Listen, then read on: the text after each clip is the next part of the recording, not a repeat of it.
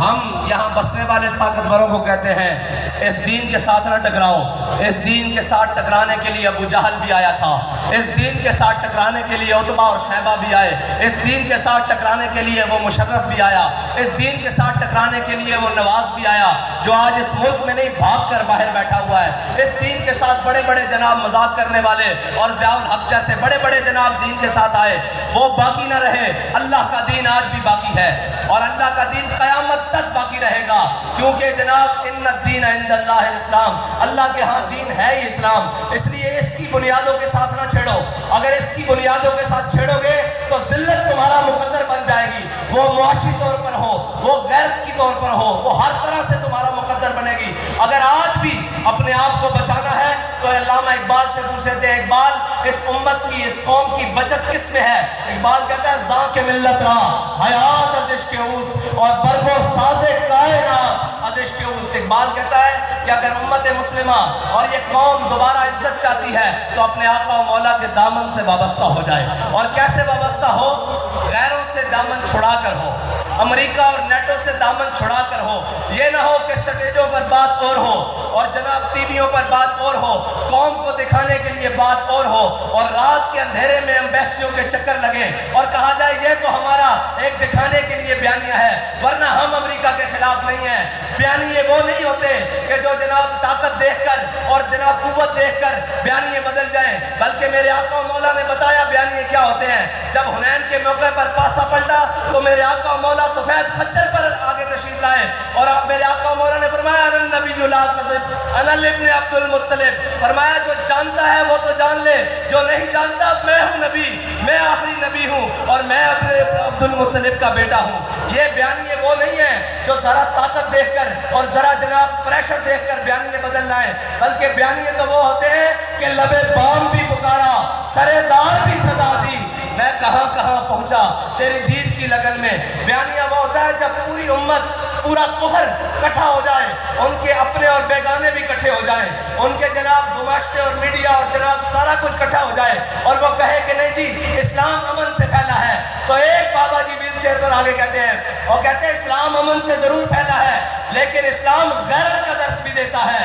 اسلام میرے آقا و مولا صلی اللہ علیہ وسلم کی تلوار اٹھانے کا درس بھی دیتا ہے، اسلام بدر میں جانے کا درس بھی دیتا ہے، اسلام احد میں جانے کا درس بھی دیتا ہے، اسلام خندق میں جانے کا درس بھی دیتا ہے، مریسی، مستلق، تبوک، جرموک، قادسیہ میں جانے کا بھی درس دیتا ہے۔ اسلام گھر میں بیٹھنے کے تسبیح پڑھنے کا حکم بھی دیتا ہے اور جب موقع آ جائے تو پھر تلوار اٹھا کر میدان میں جانے کا حکم بھی دیتا ہے۔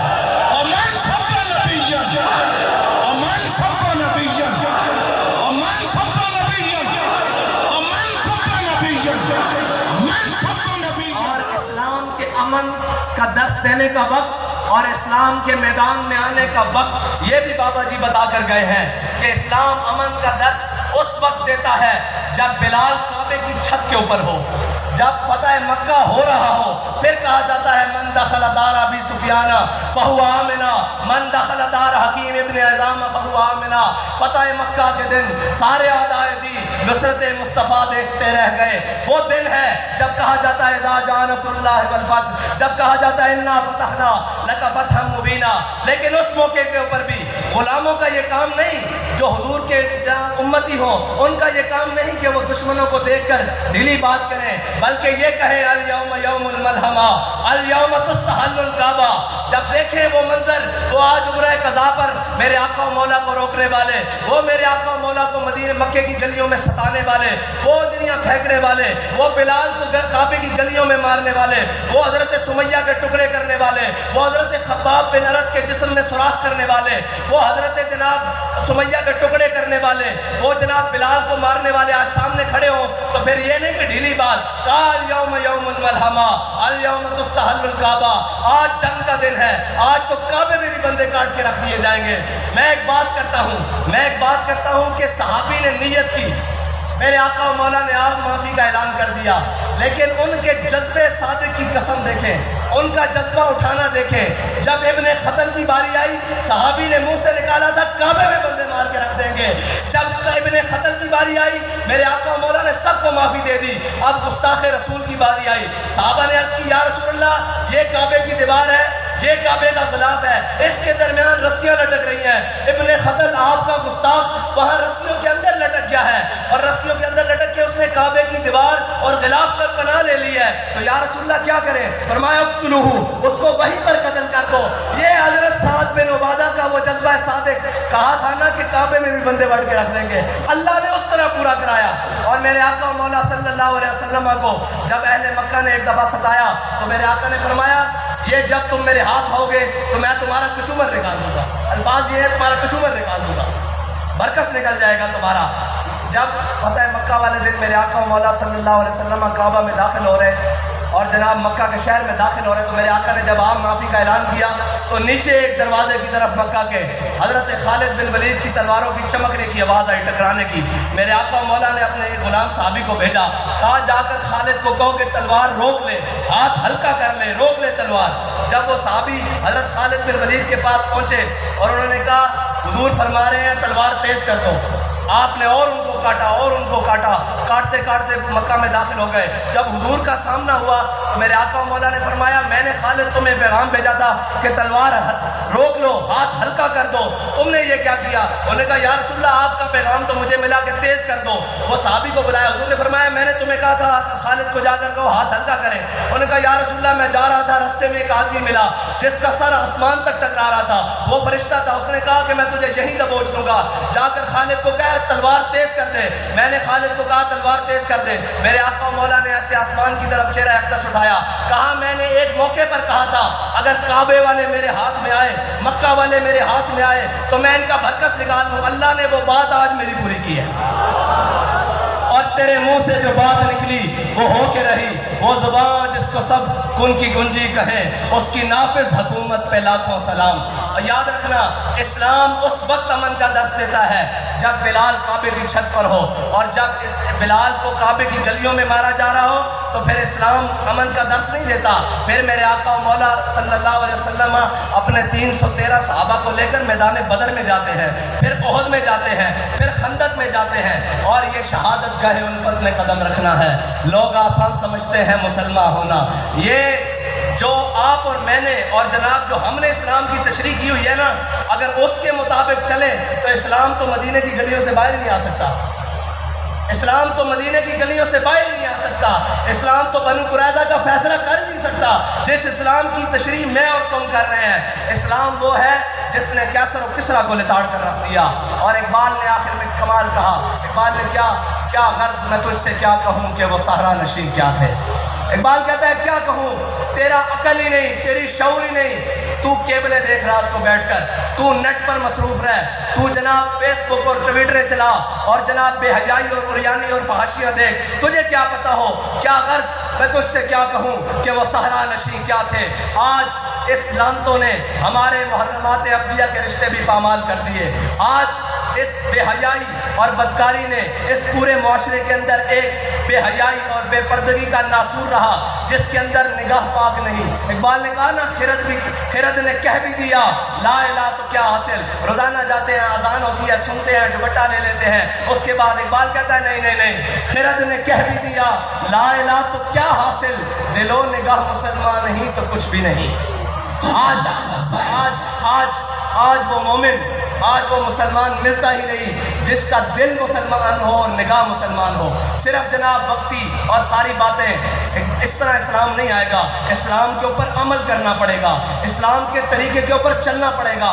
جب نماز کا وقت ہو نماز پڑھنی پڑے گی، جب حج کا وقت ہو حج کرنا پڑے گا، جب زکوٰۃ کا وقت ہو زکوٰۃ دینی پڑے گی، اور جب میرے آقا و مولا کی عزت اور حرمت کی بات ہو تو بچوں کے سمیت میدان میں آنا پڑے گا.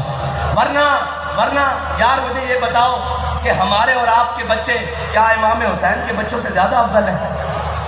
جب حسین دین پر مشکل وقت آئے تو اپنے 72 لے کے کربلا میں پہنچے، اور میں صاحبزادہ یا سجادہ کوئی ہو، اور جناب خانزادہ ہو، اور جناب پیرزادہ ہو، اور منسٹر ہو، جناب چیف ہو، وہ کہے جناب ہم بھی عاشق رسول ہیں. یہ عشق رسول زبانی کلامی قبول نہیں ہے. یہ عشق رسول اس طرح قبول ہے کہ جب دین کے اوپر مشکل وقت آئے تو 72 لے کے کربلا میں پہنچ جانا. اور پھر قیامت تک کے لیے بتا دینا کہ کوئی یہ نہ کہے کہ ہمارے پاس اسباب نہیں تھے، ہم دین کے لیے کچھ نہیں کر سکے، ہمارے اوپر پابندیاں بہت تھیں تو ہم دین کے لیے کچھ نہیں کر سکے۔ آپ بتاؤ امام حسین سے زیادہ کسی کے اوپر پابندیاں لگی ہیں؟ پانی بھی بند کر دیا، خوراک بھی بند کر دی، ہزاروں کا لشکر سر چڑھایا، لیکن سرداد رداد دست در دست یزید، حقا کے بنا لا الہ است حسین۔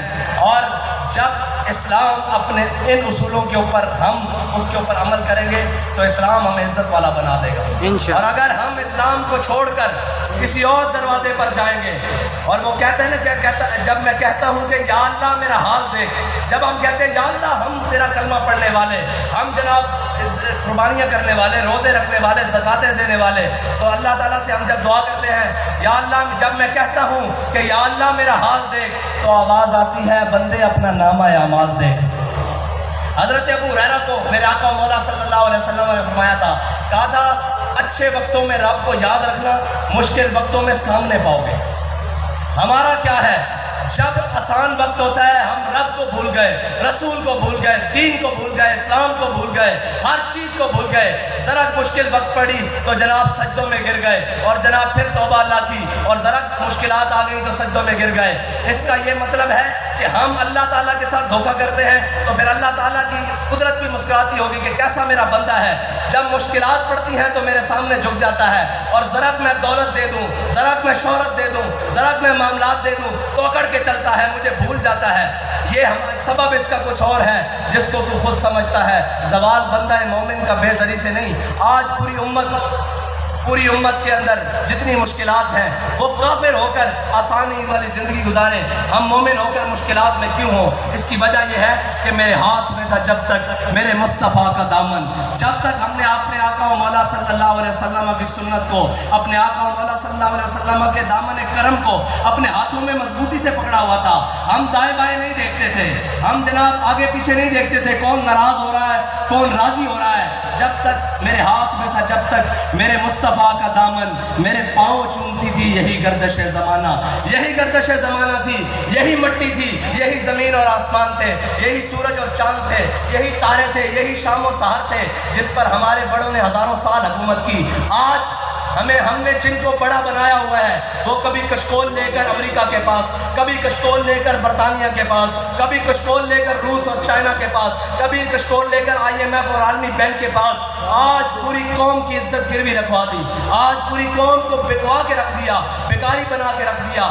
کیا ہم بیکاری تھے؟ اقبال کہتا ہے میں غرض تجھ سے کیا کہوں کہ وہ صحرا نشی کیا تھے، جہاں گیرو جہاں دارو جہاں بانو جہاں آرا۔ آگے اس نے بات ہی ختم کر دی، کہتا ہے اگر چاہوں تو نقشہ کھینچ کے الفاظ میں رکھ دوں، کہتا ہے اگر میں چاہوں تو میں تجھے الفاظ میں بتا دوں کہ وہ کون تھے جن کے پاس عمارتیں بھی تھیں، جن کے پاس حکومتیں بھی تھیں، لیکن کیا تھا؟ حضرت سعید بن عامر الجمحی بڑے برکت والے ہیں، آپ کی بات اسلام کے نظام کے لیے قیامت تک کے لیے مینار نور ہے۔ حضرت سعید بن عامر الجمحی، آج ہمارا ایک کوئی وزیر، ایک کوئی MNA، کوئی MPA، وہ برتن میں نہیں آتا، وہ اپنی اوقات بھول جاتا ہے، ذرا عزت مل جائے وہ جناب عیاشیاں بدماشیاں اور جناب سارا کچھ۔ حضرت سعید بن عامر الجمحی آپ حمص کے گورنر ہیں، اور آپ کی شکایت آ گئی حضرت فاروق اعظم کے پاس، تین چار شکایتیں آ گئی۔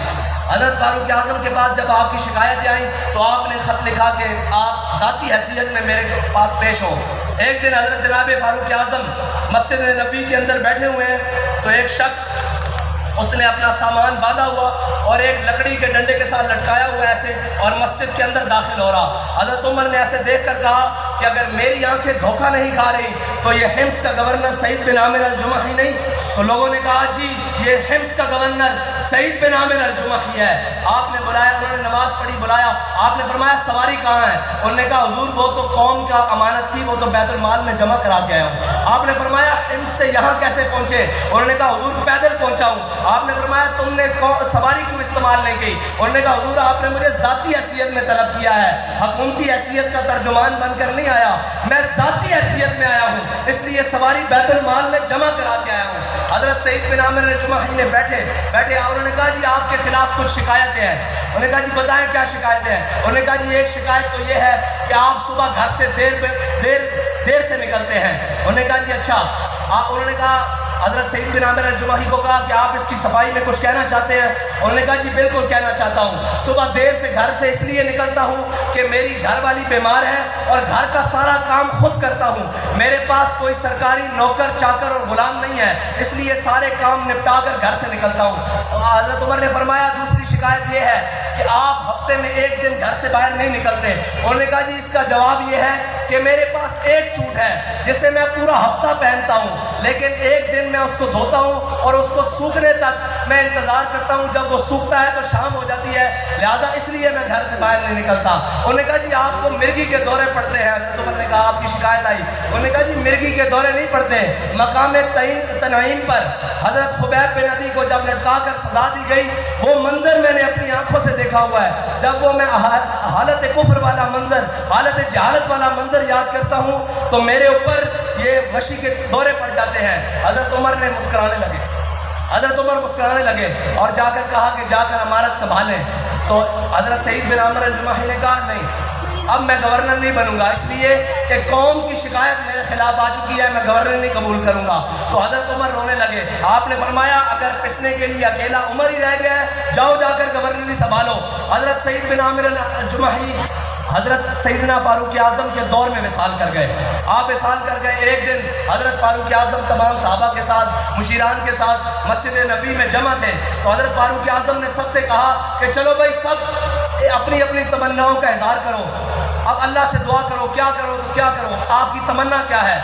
حضرت فاروق اعظم رضی اللہ تعالیٰ عنہ نے جب سب سے کہا, کسی نے کہا یا اللہ مجھے اتنا مال دے میں تیری راہ میں خرچ کروں, کسی نے کہا یا اللہ مجھے اتنی صحت اور عمر دے میں تیری راہ میں عبادت کروں, کسی نے کہا یا اللہ مجھے جناب اتنا طاقت اور قوت دے کہ میں تیری راہ میں جہاد کروں. تو حضرت فاروق اعظم سے سارے کہنے لگے کہ آپ بھی تو کوئی دعا کریں, آپ کی دعا کیا ہے؟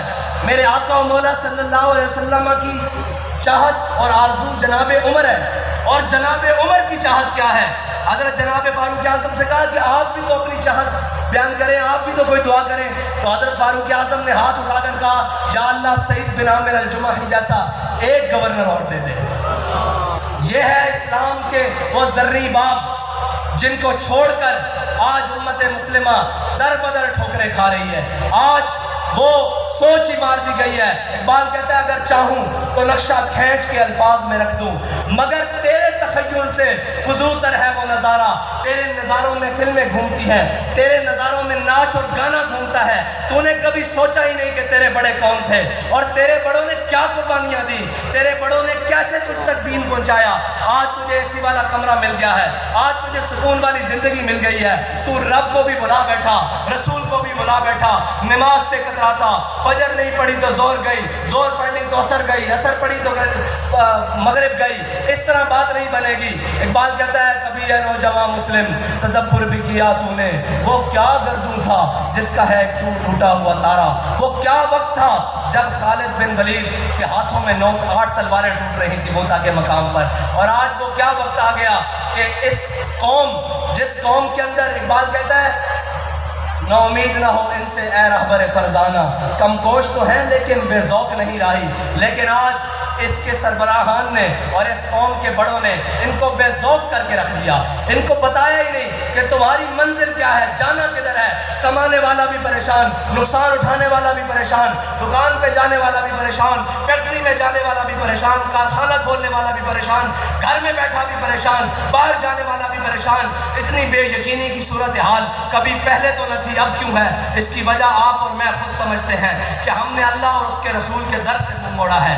اب اللہ اور اس کے رسول کے رحمت کے دروازے کبھی اپنے نافرمانوں کے لیے نہیں آتے. اللہ کی رحمت اس وقت آتی ہے کہ فضائے بدر پیدا کر تیری نصرت کو فرشتے گردوں سے آج بھی اتر سکتے ہیں قطار اندر قطار. اگر ہم اور آپ چاہتے ہیں کہ ہمارے اوپر اللہ کی رحمت آئے, یار صحابہ 313 ہوں, گھٹنیاں چوس کر پوری دنیا کے اوپر فتح پا لیں. آج ہم ایٹم بم رکھتے ہوئے بھی ہماری ٹانگیں کانپ رہی ہوں, آج ہم ساری طاقتیں رکھتے ہوئے بھی اور سارے خوراکیں اور کھانا کھا کر بھی ہم یہ کہیں کہ نہیں جی دین پر کون چل سکتا ہے, دین تو بڑی مشکل چیز ہے جی, دین پر کیسے چلا جا سکتا ہے. تو جب صحابہ دین پر چل سکتے ہیں ہم کیوں نہیں چل سکتے؟ اس لیے ہمیں سب کو اپنا آپ بدلنا ہوگا. اور انشاءاللہ جس طرح علامہ اقبال نے کہا کہ ہم بھٹکے ہوئے آہو کو پھر سوئے حرم لے چل، اس شہر کے خوگر کو پھر وسعت صحرا دے، تڑپنے پھڑکنے کی توفیق دے، دل مرتضیٰ سوز صدیق دے۔ اللہ تعالیٰ مجھے اور آپ کو عمل کی توفیق عطا فرمائے اور حضور سے انے واش کرنے کی توفیق عطا فرمائے۔ وآخر دعوانا الحمدللہ۔